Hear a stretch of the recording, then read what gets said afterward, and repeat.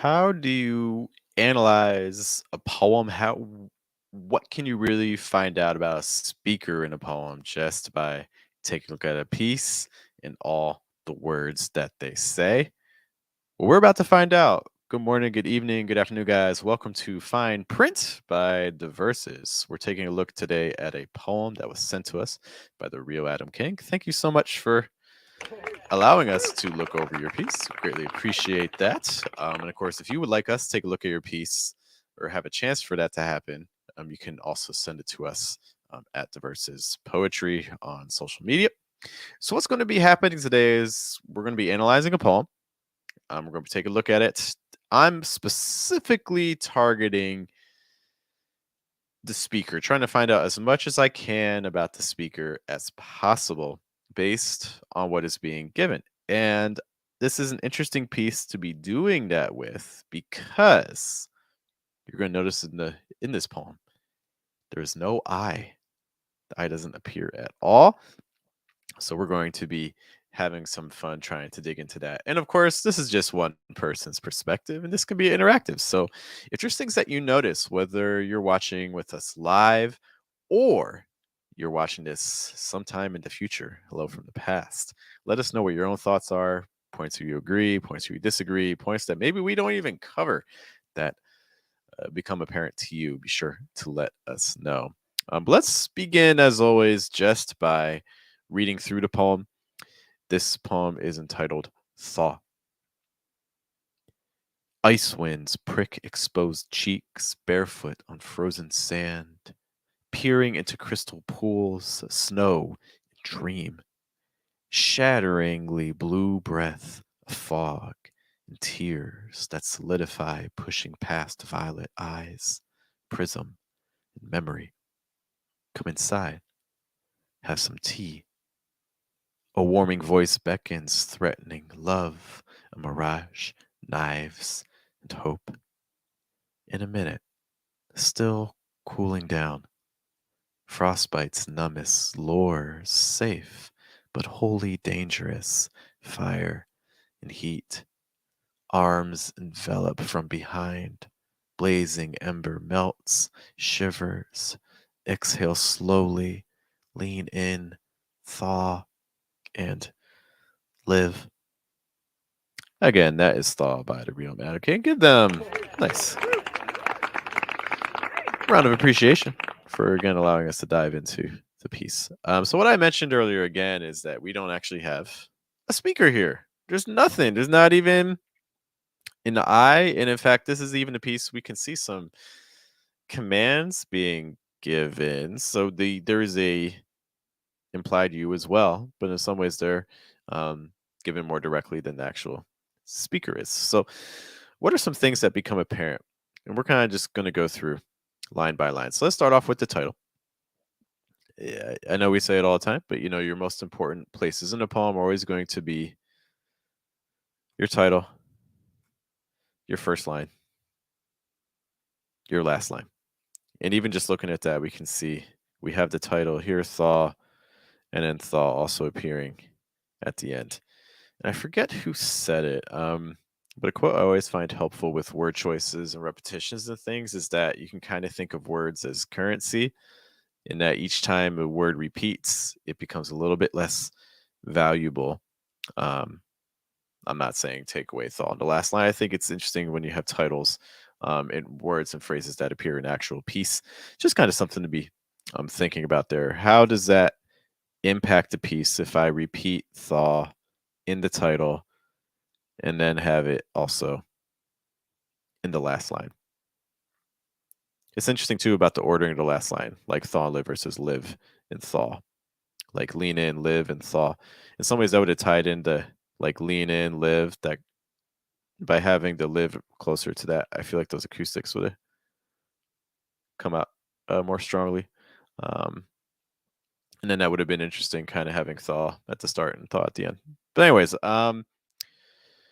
so when we think thaw, what are some things that come to mind for you? So when you say the word thaw, and so this is a piece that has some relationship dynamics. Again, we have a speaker, and then we have a you, both of whom are somewhat implied. not those pronouns not directly appearing. And that's very interesting, right? That those pronouns don't actually appear, and then you have these two characters, and so there's already some distance, right? And I think when you have thawing, thawing also implies distance. I mean, yes, there's also the natural thawing, the cold, um, and things like that, and the slow warmth. And the same kind of thing here in terms of a relationship. You know, a thawing relationship implies that there is some tension there with the relationship. So I think that's really interesting about the dynamic of that, of keeping the characters in the piece present but indirect. I think also plays with that sense of thawing well as well. Um, so that's what I get. Maybe slightly optimistic, but at the same time, there is implied tension with that word. Ice winds prick exposed cheeks. And again, we're immediately starting with harshness. It's not just wind, it's ice winds. We're pairing winds with ice. I think the addition of ice is interesting because with the word thaw and some of the other things, when we see words like frozen, um, and just there's a lot of other words in the poem that also kind of imply ice. So the fact that we include it in the beginning to modify winds, I think is interesting. I think it also makes I think it pairs better with prick. Like I think like winds prick exposed cheek is different than ice winds. Like I think ice gives some of that sharpness that works well with prick. So ice winds prick exposed cheeks. So we have this sense of being vulnerable. I do not have my pen on me, so you guys are gonna get some bad handwriting. Sorry. Um, so with the exposed, so there's a sense of vulnerability. We are susceptible to being hurt. I think it's implied that this first stanza is from the perspective of the speaker. Is that what you guys get as well? So I'm getting that this is from our speaker friend. It doesn't have to be. Could be an omniscient, but I'm getting the sense that this is from a first person view. Let me know what your guys' thoughts are. So we have a speaker. What else do we know about the speaker? Okay, so the speaker is outside. They're exposed. They may not have all of the clothing they need to handle the elements. Maybe they do, maybe they don't. I don't know. Their cheeks don't. Okay. Although on the other hand, if it's emphasizing the exposed cheeks, maybe that's emphasizing that other things are not exposed. Okay, so maybe for instance they have a hat on and stuff like that. Um, barefoot on frozen sands. It's interesting going from cheeks, exposed cheeks, to barefoot, because in general we would kind of expect your adjective to be modifying the noun with your phrase, but instead this feels more like a separation. Like the second line is not modifying the first directly. Okay, ice winds prick exposed cheeks, barefoot on frozen sand. And I think something that when I see that happen in poems where you have a first line and then a second line that's kind of just introducing a whole new concept, barefoot on frozen sand. I think it's tricky when you have the first two lines. And I'm not saying that's happening in this piece right now, but I'm just saying it's something to kind of consider, because what can happen is it can kind of feel like a false start. It's like we start with the first line. No, we're actually really start with the second line. Um, it's just kind of something to consider there. Um, it's really hard too when that happens in a poem and both the first line and the second line are both pretty strong. That is a difficult situation because you basically have to potentially kill a darling. Um, peering into crystal pools. So there's all these images again of ice. So we get the ice winds, frozen, crystal, which also kind of, I mean, it could just be a crystal pool, but it also could be a sense of crystal, like again being frozen. So you're getting a lot of those icy images, um, which is nice. Pairs well. There's a lot of images of vulnerabilities, like a speaker who's not, in position for the elements that they're facing. So, for instance, with the exposed, with the barefoot, if again we are describing the speaker, um, peering into crystal pools. Peering is an interesting word choice. There's almost this sense of almost like kind of like almost like sneakiness, right? Like you're not just like staring at it or just like watching it obviously. No, you're just kind of like peering into it. And there's also kind of like this like sense of like curiosity, I think. So you're seeing a speaker who's, I feel like, intrigued by the world around them. Also, so like it's really cold, right? There's ice winds. There's pricking these exposed cheeks. There's a sense of being barefoot, but they're not necessarily seeking shelter. What are they doing? They're busy. They're looking into these like crystal pools and things like that. Snow and dream. Almost in some ways, kind of feels like a almost like a summary of the stanza in a way, right? This the snow capturing like the ice winds and the frozen the sand, and then the dream, the kind of referencing back to that line peering into crystal pools. There's kind of a sense of wonder, um, almost like fantastic that's kind of thrown in there. And that's kind of what I get with the dream. So to this point, we are pretty much just left with the character here. We don't see anyone else. Um, they're alone in this moment, or so it seems. We don't know their state. So, for instance, the question I have is I don't know how I'm supposed to feel about this. There's some wonder here, but there's also some images that invoke discomfort, right? So, I don't know what to make of everything just yet. The last line, especially the word dream, starts adding an edge of positivity and like hope. But beyond that, there's a lot of kind of potentially negative images too. If there's other things you notice in the first stanza, let me know. Let's see what the second stanza can reveal to us about our characters. Shatteringly blue breath. Blue breath. That is kind of a tricky transition. Shatteringly blue breath. Interesting consonants with the blue and the breath. A fog and tears that solidify, pushing past violet eyes. Prism in memory. Okay. Violet eyes is interesting. People don't have violet eyes, naturally. So, what do we make of this? Is the violet a flower? Are we living in a world where people can have this? Or where someone's maybe seeing a reflection and it's modified by the light,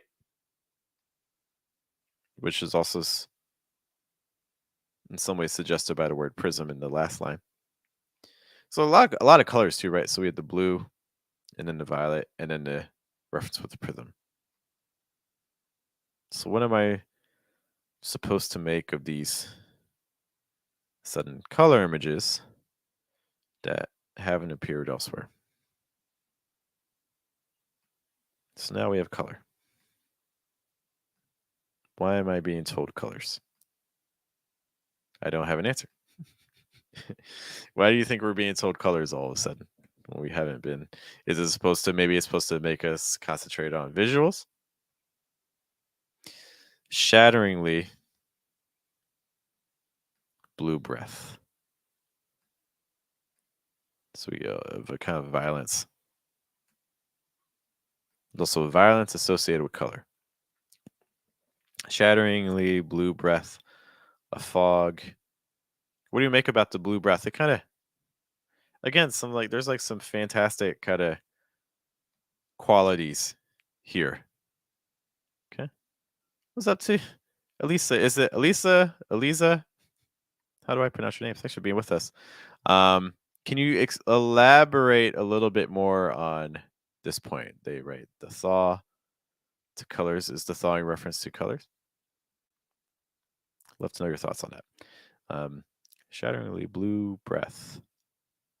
So again, breath normally isn't blue.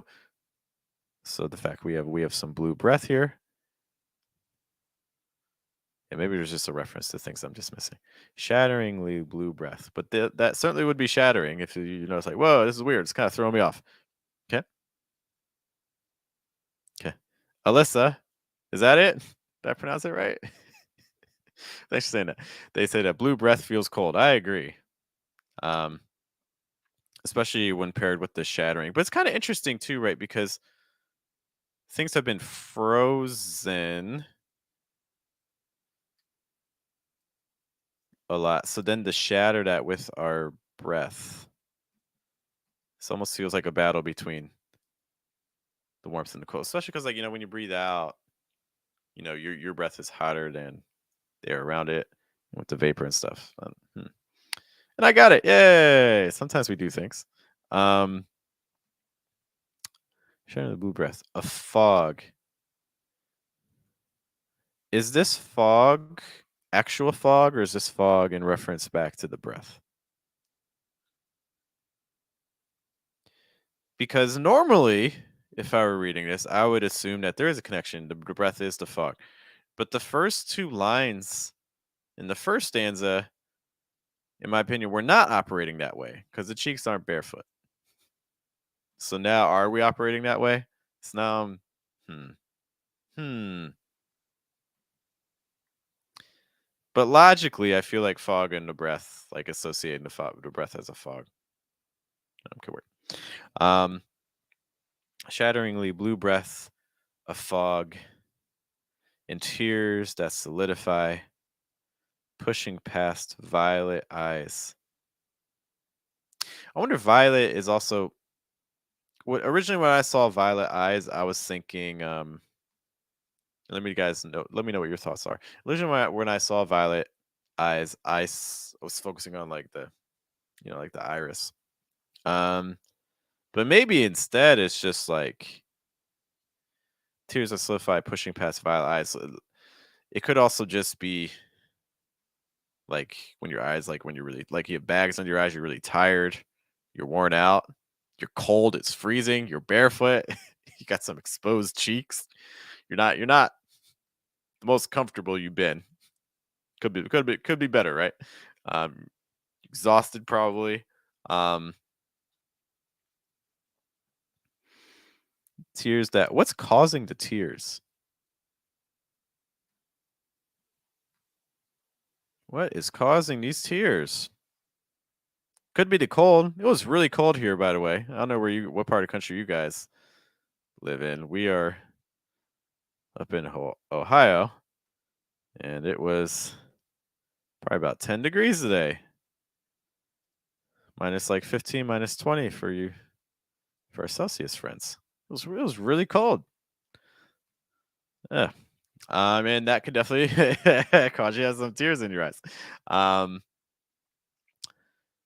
that solidify, pushing past tears that solidify, which would also be reinforced. So tears that solidify. So this is the thing, like shatteringly blue breath. So the breath is like shattering again. The way I say it is also kind of like the warmth, and then tears that solidify. It's so cold, your tears are solidifying as they push past violet eyes. Prism in memory. What is the memory?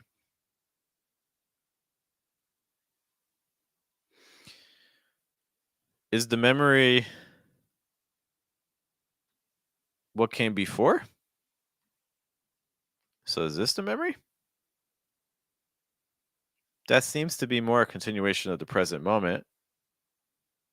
Or is the memory what comes after? But this, to me, this feels like the present moment, though. Hmm. So let me know what you guys think. What do you see as being the memory? Is it the stanza that came before? Is it the stanzas that come after?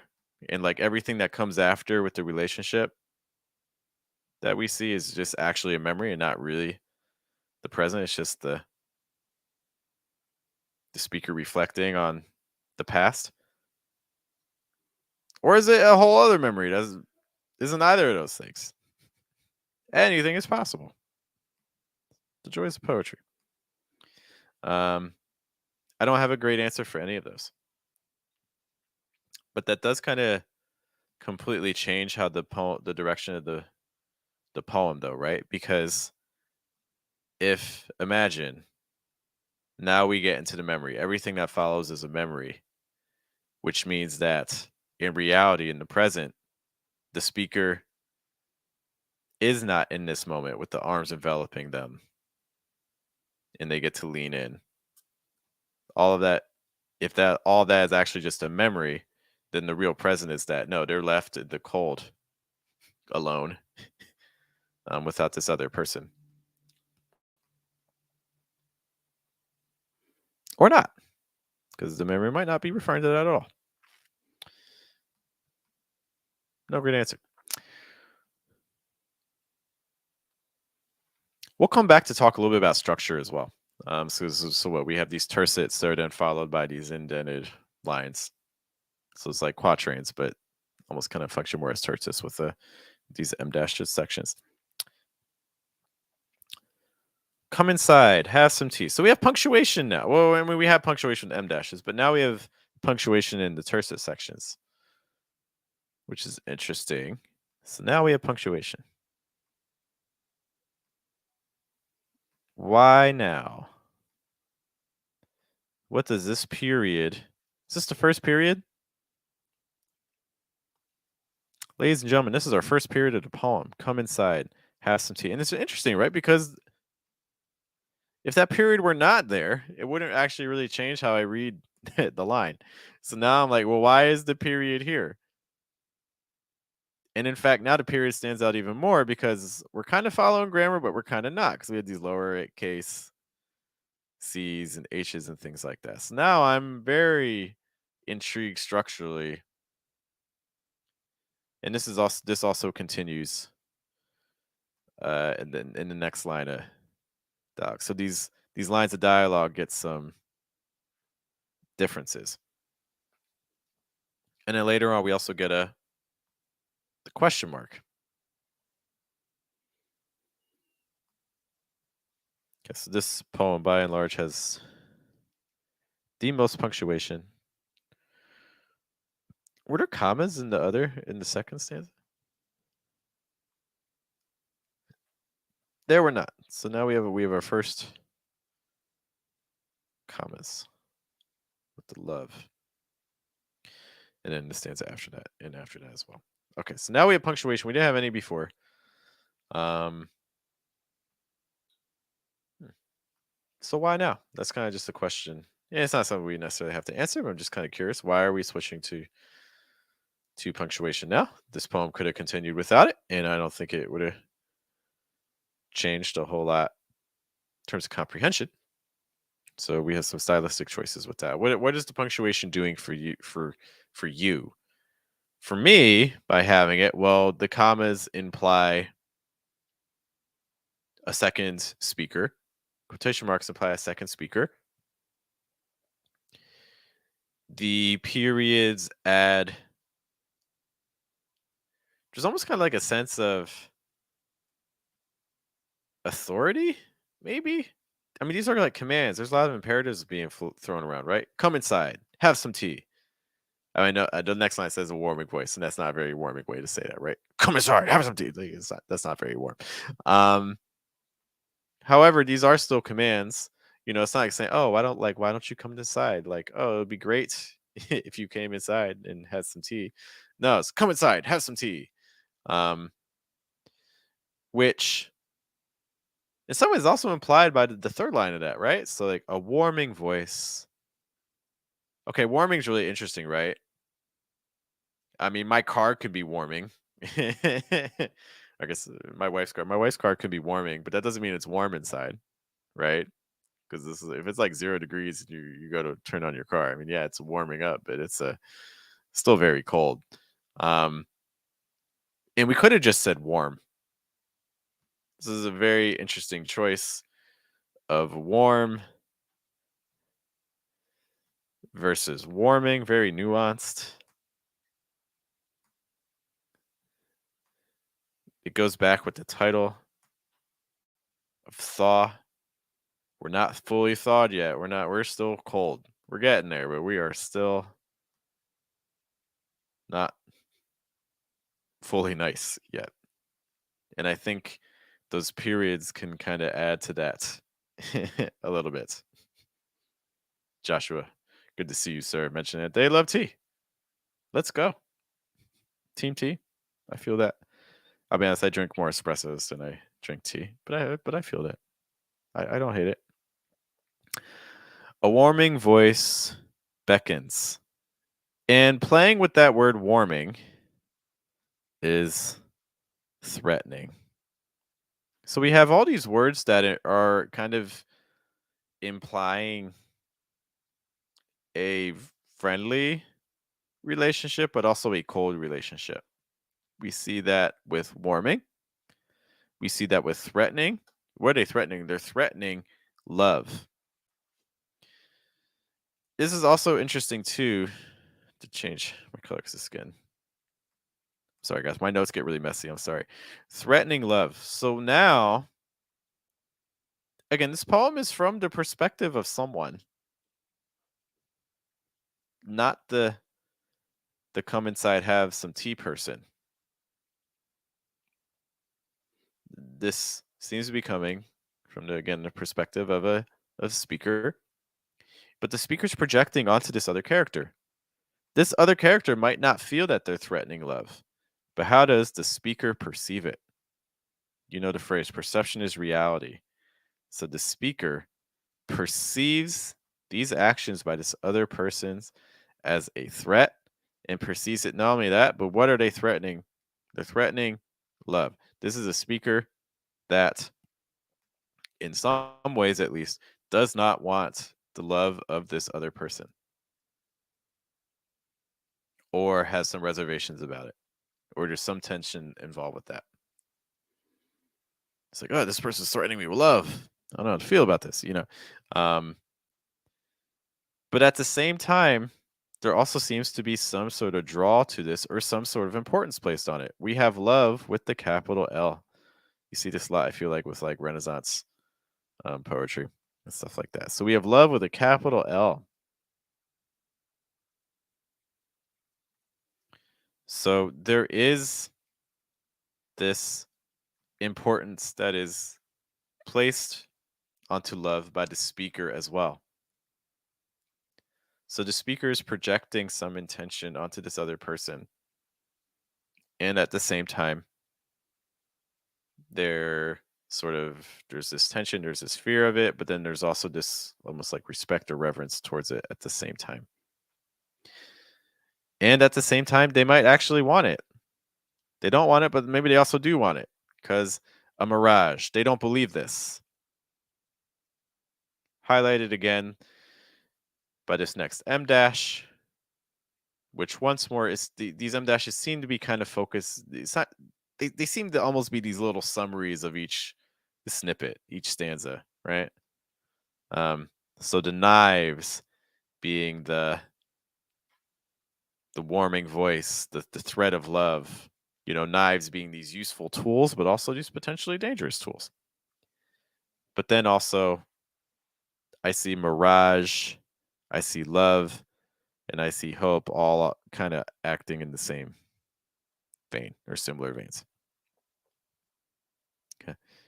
Why why is the speaker hoping for this? This again may go back to the title Thaw. Okay. Rosa says that it's a hesitant invitation. Is it a hesitant invitation or is it a hesitant acceptance? You know, because it's again, I feel like we're getting a lot of projection from the speaker onto this other character, the one that's saying "Come inside, have some tea." I don't know. I mean, you can make the argument with the lowercase c and the lowercase have. We don't know how thrilled this person is when they're offering, "Hey, come inside, have some tea." Again, the wording is somewhat authoritative, so maybe it is hesitant, but I feel like a lot of it is more almost like implied from the speaker. I don't know how much I trust the speaker. Okay, I'll just throw it out there. I mean, that's how I feel about pretty much every speaker, but I just don't know how much I trust this speaker. Every narrator is unreliable.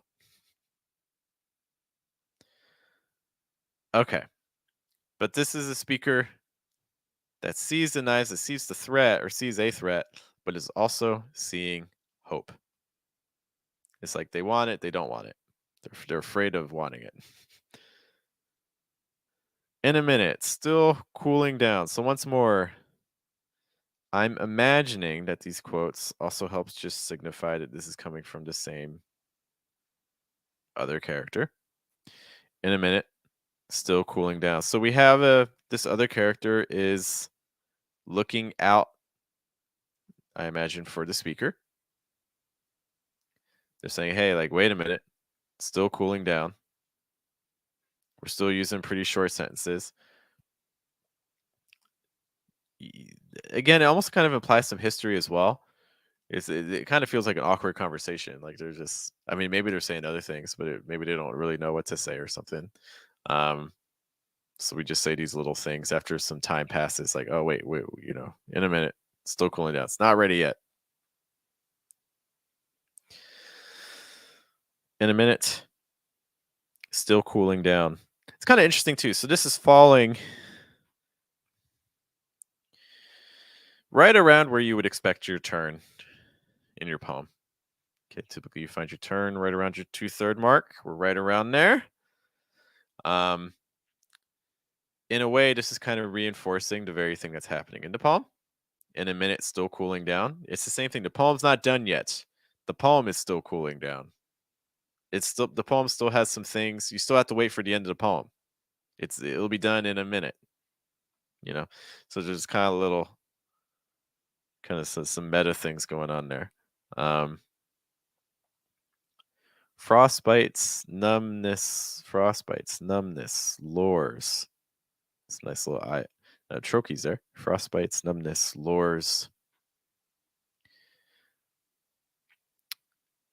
So you have a speaker who again, there's this attraction, but there's also this repulsion or this fear. And both of these things are coming together at once. What's I don't know what this stanza is doing that the previous stanza wasn't doing. Because come inside, have some tea. I feel like that also kind of implies that the tea's not done yet. I feel like the first line of each stanza is kind of doing the same thing. Come inside, have some tea. In a minute, still cooling down. I feel like similar ideas, not exactly the same, but similar. Um, a warming voice beckons. You have a speaker who before this was, cold out in the cold, barefoot, exposed cheeks, and then you have this warming voice, so you have this sense of like potential warmth. And then there's the threatening love and mirage, the knives and the hope.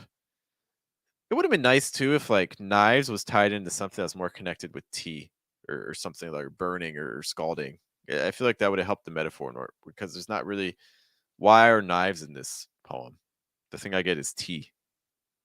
I don't know what or if there's some connection that would have linked the tea or like jam or something. I don't know. Then I get knives, but I think you had an opportunity there for something that's more connected with the tea image. But that's my own biases coming in. Threatening love and mirage, knives and hope.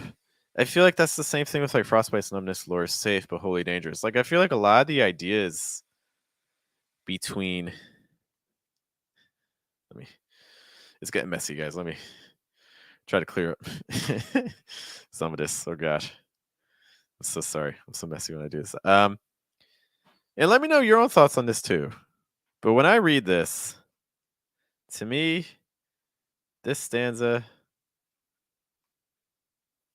and this stanza, they feel the same. What's different? What is different between your third and your fourth stanzas? Hello to Hush, Virginia. Thanks for stopping by. Second quotation is second voice, the one outside. Oh, so that's how you take. Because to me, they're the same. First quotate and the second quote to me to feel like the same. Because like they're still cooling down, talking about the tea. But are you seeing it as like someone says, "Hey, come inside, have some tea," and then the other person calls back, "In a minute, still cooling down."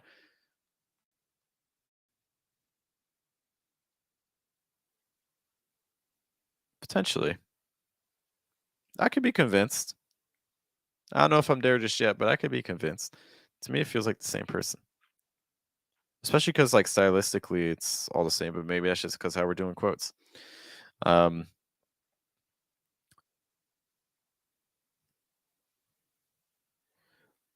Although perhaps that would reference back. So the speaker, why they have exposed cheeks, but then why just the emphasis on cheeks? Like still cooling down from what? Alyssa asked, was Nerica hot before they went outside? That's if that's how it.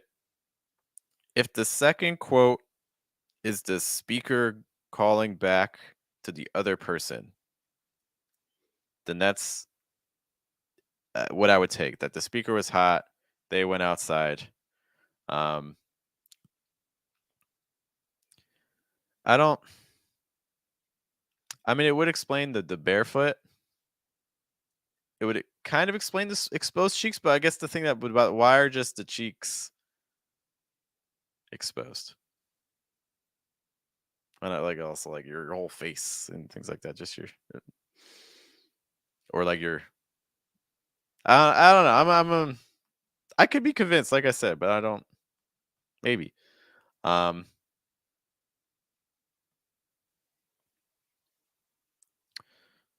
Crystal pool snow in a minute, still cooling down. Okay, so let us know your thoughts on the speaker. Is it the same speaker for both quotes, or is the first quote different speaker than the second quote? I can see arguments for either side. Frostbites, numbness, lore safe, but wholly dangerous. Fire heat. Regardless, I'm still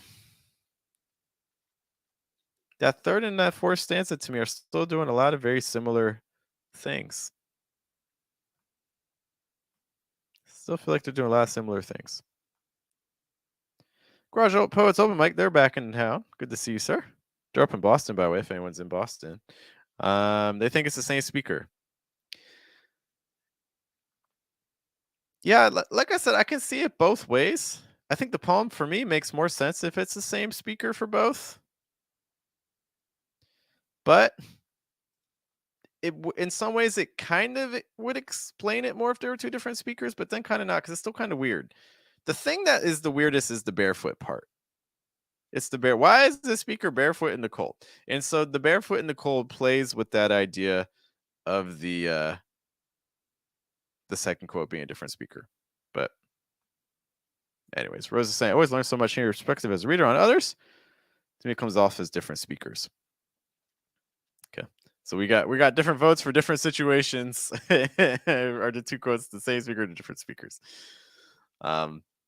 Yes, Garage Poets Open Mic mentions I like threatening love. Yeah, we talked about that. It's a very intriguing line. It reveals a lot about where the speaker's at. Okay. I still haven't gotten any thoughts on what you guys think about the third stanza and the fourth stanza, because to me they're doing the same thing almost. Feels a little redundant, not gonna lie. But I would love to be convinced otherwise. I would love to be convinced. No, these are fundamentally different stanzas.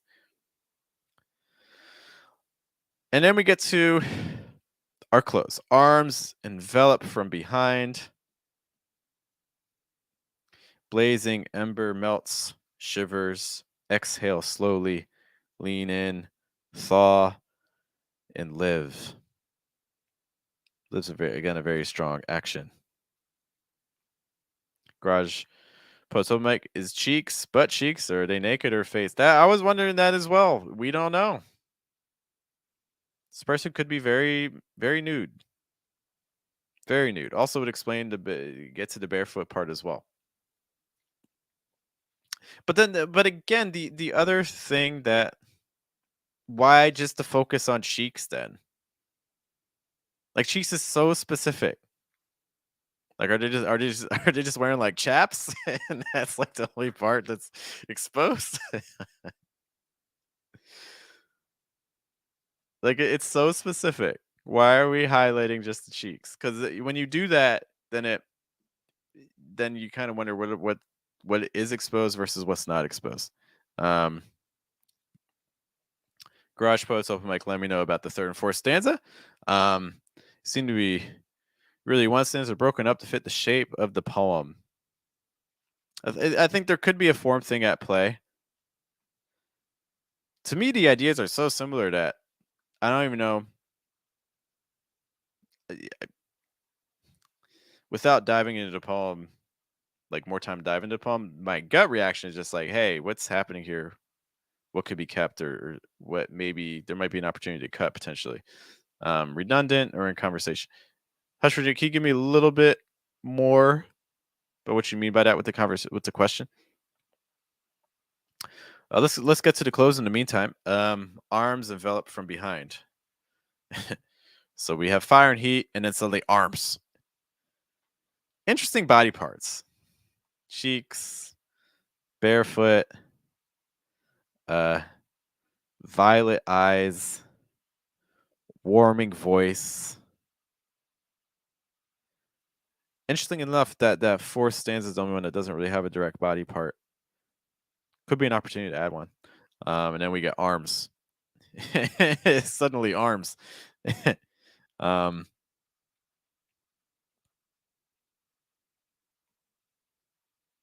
Garage poets open mic. I think they're only mentioning cheeks, but you are to assume they mean more. I don't necessarily disagree with that point, but I think it's also a dangerous point. Because if we're just letting assumptions go by, that can you can very easily take your reader in a direction that you don't intend with that. That's the only potential danger there. Rose has mentioned, I feel like they're similar for the third and the fourth stanza, but the third stanza builds a little bit more like an exclamation before the conclusion. Potentially.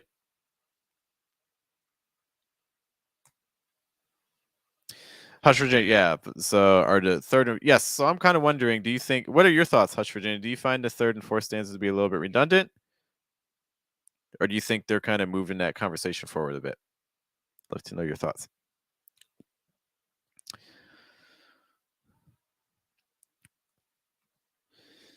Garage Post Omic says, I agree, leaving assumptions gets you in trouble. You also have to trust your reader is with you. No, 100%. 100%. It's so the question I think becomes if we are to take this first moment as an assumption of more, is that too much, or are you willing to play with that? For me, I think it stands out a little bit too much. I think it's in some ways almost too specific. Okay, but that's my perspective. Hush Virginia asks, are they redundant or speaking to each other? If it's two voices. If it's two voices, if it is a conversation, I think that the quotes are helpful, but I think everything else besides the quote is redundant, if that makes sense. If it is a conversation between two people and the first speaker is different than the quote for the second. personally. Fire and heat. Arms enveloped from behind. To me, that turns a little bit sharp and kind of weird. It's like, you're I mean, just imagine the moment, like frostbite's numbness, lure safe, but wholly dangerous. Fire and heat. Arms. It felt like it just kind of like comes out of nowhere. I'm like, oh, I've got arms. Like it's kind of like that. I imagine like Doctor Octopus, like kind of coming out of nowhere with tentacles. But that's just me. um,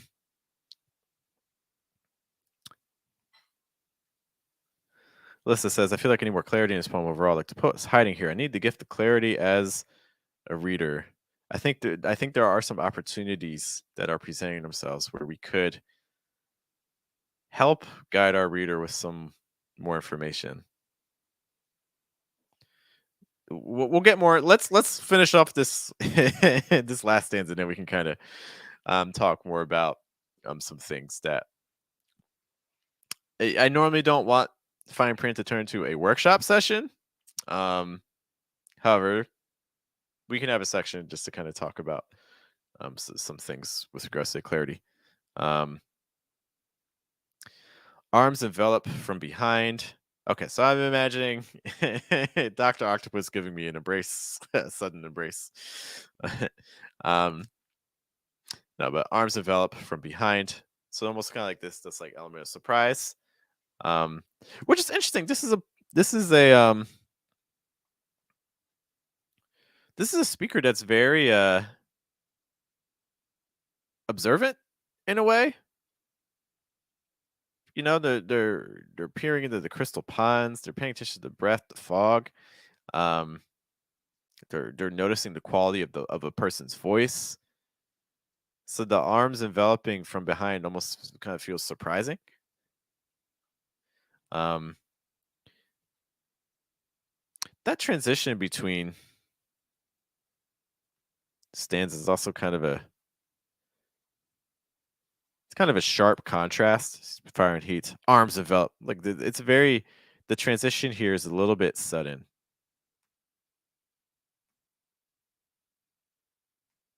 In some contexts, it almost feels forced.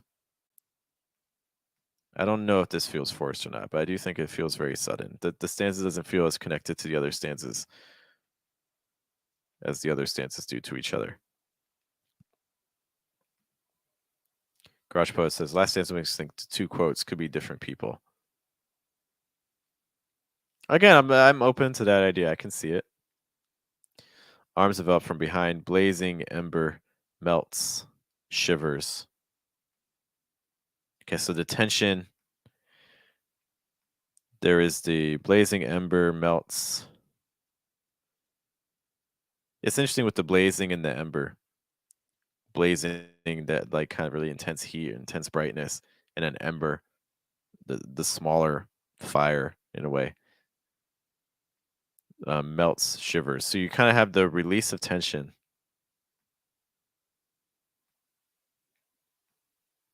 Exhale slowly. And interestingly enough, lean in, thaw, and live. If to come inside, have some tea is from a speaker that is not the original speaker. What I find really interesting is that now we have commands again. Exhale slowly, lean in, thaw, and live. I mean, it could just be a description of what's happening too, but it's kind of mirroring what happened earlier. So you see this blending of. We're about to get really messy with lines, and I apologize for that. We see this blending of the come inside, have some tea with the commands, with now the speaker mirroring that with the exhale slowly, lean in, thaw, and live.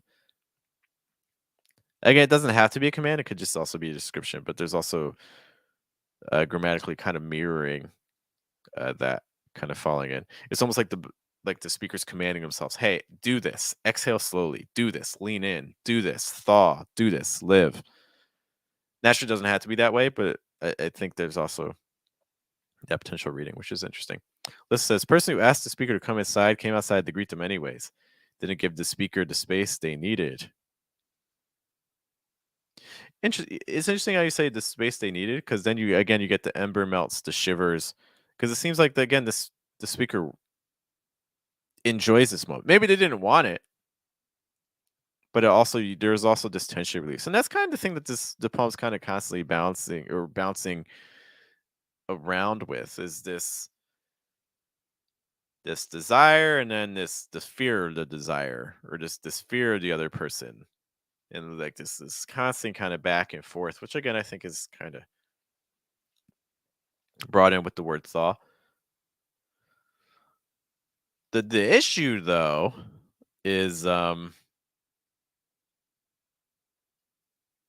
what is causing, and we don't need the poem necessarily to explain this. However, it's really not clear why the speaker has this kind of this this strain with the other person. And I don't think the poem has to explore that, but I do think it could provide a real opportunity of understanding. One of the things Alyssa mentioned earlier, and I don't know if this would solve it for you, Alyssa, but you mentioned that you felt like the poem needs some more um, clarity overall, like the poet's hiding. Um, we're doing a lot of kind of talking around the issue here, and we're kind of talking about the there is a problem of some sort. However, we're not revealing that. Interestingly enough, so Liz again feels like the poet is hiding here. I mean, the poet is literally I don't want to say the poet, the speaker, right? The speaker is literally hiding, right? There is no I, there's no my, you know, the the speaker is literally hiding in the poem. You literally can't find the speaker in the poem. Um, Hush Virginia mentioning maybe there was a fight. Is this a couple in conflict? There's a reuniting. I mean, that's the sense that you kind of get, but at the same time, also I don't know if the again we are limited by the perspective of the speaker, and this goes back to my earlier thing where I don't. How much can we trust? How much can we trust the speaker? The Garage Poets open mic saying the speaker's hiding and maybe naked. And let's mention it, and maybe that's completely intentional. Facts, yeah, for sure. I think that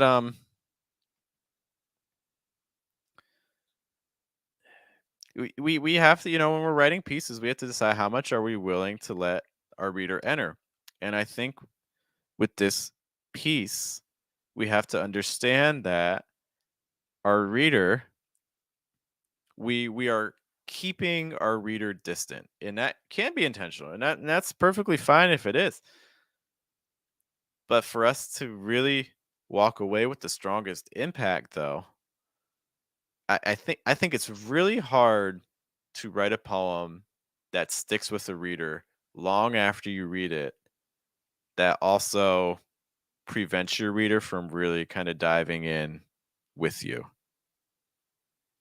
Um, Garage Poets open mic saying, I like the hidden speaker aspect along with the specific body parts. Yeah, there's all these mentioning of specific part. Yeah, that's very true. I appreciate you bringing up that point. Um, I can only go as far as you're willing to let me go as a reader.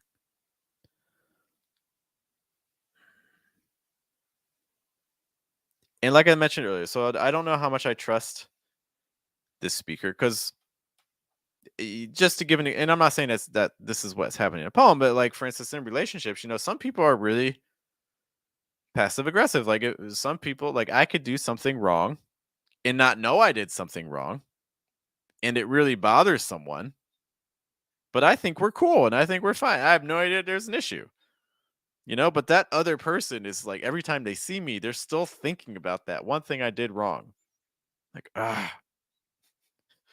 he didn't load the dishwasher right. He did it on purpose. Like that's how they think of me, or something like that. And I have no idea. I'm just kind of living my life.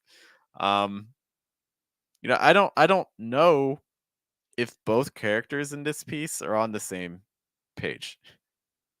They could be, but I don't know.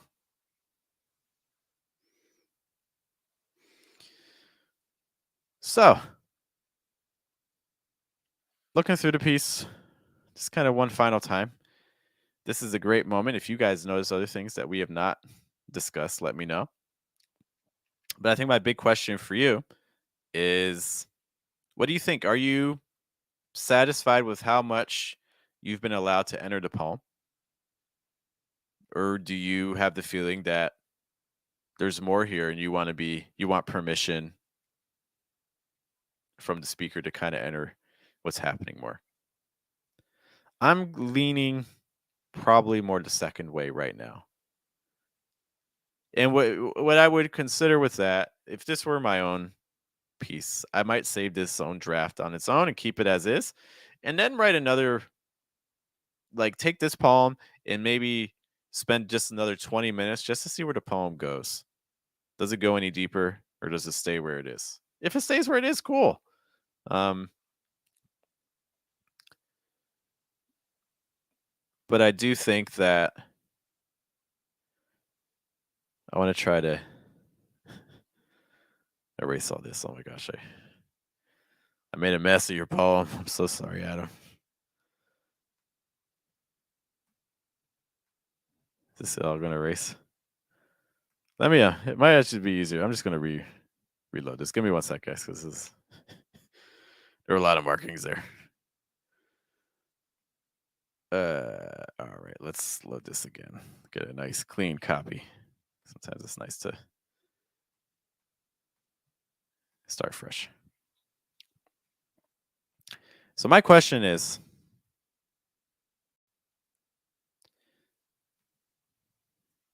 a couple questions, and then I promise I'll leave this because you guys have already spent so much with me analyzing this. Um, Rose is mentioning that they are satisfied because they love ambiguity. People say they love ambiguity, and then like when things are really ambiguous, they're like, I don't know if I like this. Like if I'm in a relationship with someone and I'm trying to gauge how they feel, I don't want an ambiguous answer. Well, I guess in all fairness, if it's an ambiguous answer, it's not really ambiguous. You know what I mean? Um, Hush Virginia says maybe the person um, outside's wanting to leave, give in to the cold, but continue to be pulled back to the warmth. I mean, there certainly is this play with like attraction and repulsion. I definitely see that coming through. Um, writing Hush Virginia also saying I like the idea of writing a second poem that is more clear and compare the two. Um, okay, so tensions that appear in the poem. First tension that we have here is weather. Just environment. There's environmental tension. We can't discount that. We are using weather as a device. There's heat and there's cold. We're drawn to the cold in some ways, but then we're also drawn to the heat. We're drawn to both. Why are we drawn to both?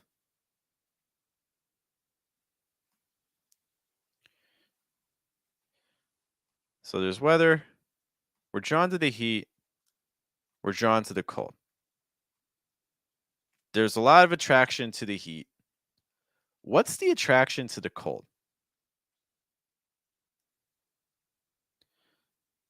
Cooling down from what? Cooling down again, we had to mention it like for instance from the fight.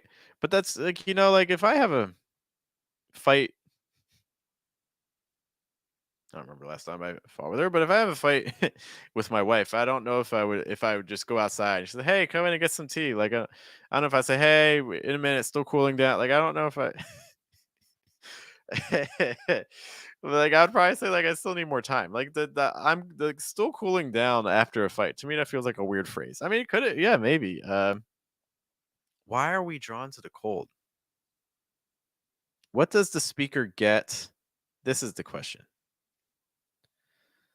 What does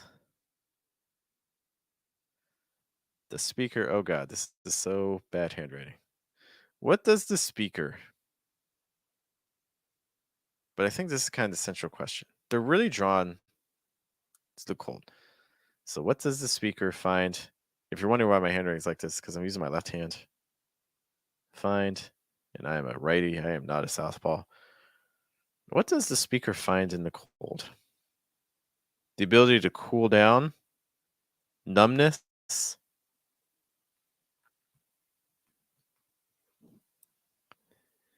Again, you see frostbite's numbness lures safe. There's safety. Is that where we're afraid of like intimacy? I guess that's my thing, is I don't know enough about the relationship dynamic. Garage poets, some of it leaning towards it. Yeah. Are we afraid? Alyssa says solitude. Yeah. Are we afraid of having a partner? I don't know what the. So one thing is going back. So we're still having this debate. Like, is it two speakers? I mean, are the quotes from two different people or the same? If it's two different people, something that would have helped me arrive there faster is the fact that still cooling down it can mean cool down, like maybe the person's hot, but it can also be a cool down that's a reference back to tea. So that's why I'm having the confusion that this other person is like inviting them, hey, come inside, have some tea. Oh, but wait, don't drink it too fast. Wait a minute, it's still cooling down. Versus the one person, hey, come inside, and the other person be like, nah, in a minute, I'm still cooling down for whatever reason. Cooling down from what? So this is the other thing that can be really helpful from a reader's perspective to let me enter the poem more. I need to know, what are we cooling down from? That is if you want me to enter the poem more. Okay. Because I don't know enough about what the central tension is with the other person. Is it because of a fight? Is it because this speaker is just afraid of intimacy? Is it because the speaker feels slighted and the other person doesn't even know? Are we just like super passive aggressive? I don't know enough about that relationship dynamic. And this kind of goes back to something that was mentioned earlier where, if it's just things are just implied too much, we can take a poem down a path that maybe wasn't intended. So those are a couple places that if they were just a little bit sharper and clearer for me, would have completely changed. They completely changed how the poem's read. So those are the things that kind of stand out the most to me. All right, guys. I didn't plan on analyzing this poem for an hour. I thought we'd be here like 20 minutes, but that's cool. I like analyzing poems. If you enjoyed this, and by the way, if you're still with me in chat, feel free to send in your final thoughts or what your thoughts are on my thoughts. But if you're enjoying this, do check out our whole series. Again, Fine Print. We have it on Sundays right around this time, usually a little earlier. Usually it's between 9 and 9:30 p.m. New York. And we just analyze poems that you've written to kind of see what's happening inside of them. I just want to give a couple quick shout outs. Thanks to everyone who kind of joined in my conversation, this discussion with me. Thanks to Alyssa. Really appreciate you. Thanks to Roses. Thanks for being here. Hush Virginia. Thanks for being with us as well. The Garage Poets Open Mic. Thank you for sharing your thoughts as well. All of them are greatly, greatly appreciated. Thanks to also, of course, to the real Adam King for letting us check out your work. Obviously, we can't do this without you. Cook Notes, Lisa saying they loved it. Hey, we did a thing. That's great. Garage Poets Open Mic. I think you wound up at the correct reading of the poem, but I don't know which of those readings was correct. I think those are all options, but I don't know which option is the one.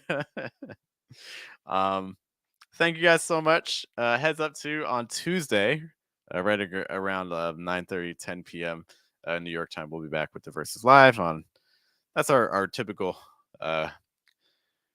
weekly poetry podcast. We pick a theme of poetry and kind of dive into it. If there's a topic you want more information on, be sure to let us know. Otherwise, thank you so much for spending some time with me. Look, there's a million poetry resources out there. So the fact you spent some time with us tonight is greatly, greatly appreciated on a Sunday, no less. A Sunday for many of you. Anyways, hope you guys have a good day. Have a good night. Have a good afternoon. Thank you for watching. We'll see you guys later. You guys take care.